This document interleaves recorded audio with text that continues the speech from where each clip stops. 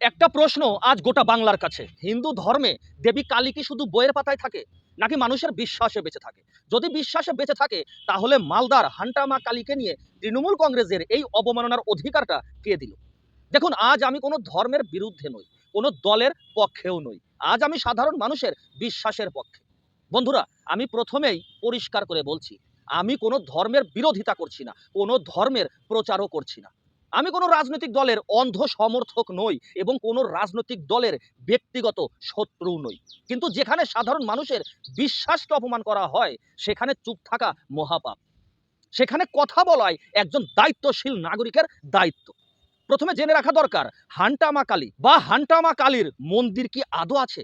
হ্যাঁ আছে, আর তা মালদায় আছে। হান্টামা কালী মন্দির, যা প্রাতিষ্ঠানিকভাবে প্রতিষ্ঠা 1947 সালে, কয়েক দশক ধরে মানুষের আরাধনা, হাজার হাজার ভক্তের বিশ্বাস, আজও প্রতিদিন প্রার্থনার কেন্দ্র।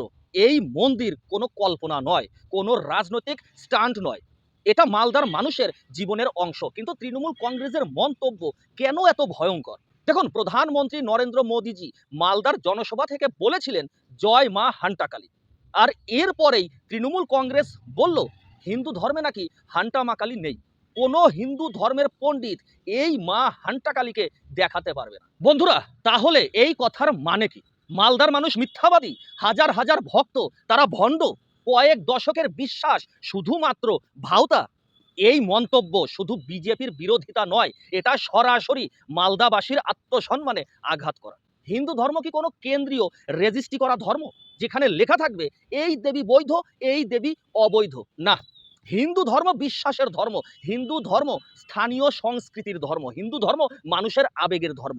যেখানে কামাখ্যা আছে, দক্ষিণেশ্বর আছে, তারাপীঠ আছে, আর মালদায় আছে হান্টা মা কালী। সবাই হিন্দু, সবাই বৈধ, সবাই বিশ্বাসের অংশ। তাহলে তৃণমূল কংগ্রেস আসলে কি করছে? রাজনৈতিক বিরোধিতা করতে গিয়ে তারা হিন্দু ধর্মকে বারবার আঘাত করছে, হিন্দু ধর্মের অনুভূতির ওপর আঘাত করছে, মানুষের বিশ্বাসকে তুচ্ছ করছে, মালদাবাসীকে অপমান করছে। এটা গণতন্ত্র নয়, এটা অহংকার। আর তাই বন্ধুরা, আজকের এই লড়াই শুধু বিজেপি বনাম তৃণমূল নয়, এই লড়াই বিশ্বাস বনাম অপমানের লড়াই। আজ যদি হান্টা মা কালীকে অস্বীকার করা হয়, কাল তোমার গ্রামের দেবীকেও অস্বীকার করা হবে। আজ যদি মালদাকে অপমান করা হয়, কাল তোমাকেও অপমান করা হবে। আমি ধর্মের রাজনীতি চাই না, আমি ঘৃণার রাজনীতি চাই না, আমি চাই সম্মানের রাজনীতি, বিশ্বাসের রাজনীতি। আর তাই 2026-এ পরিবর্তন অবশ্যই দরকার। যদি আপনারা এখনো চুপ থাকেন, তাহলে এই অপমান চলতেই থাকবে। আজ কথা বলো, আজ প্রশ্ন তোলো, আজ সম্মানের পক্ষে দাঁড়াও। তাই সবাই একসাথে বলো, জয় মা হান্টা কালীর জয়, জয় সাধারণ মানুষের জয়। নমস্কার।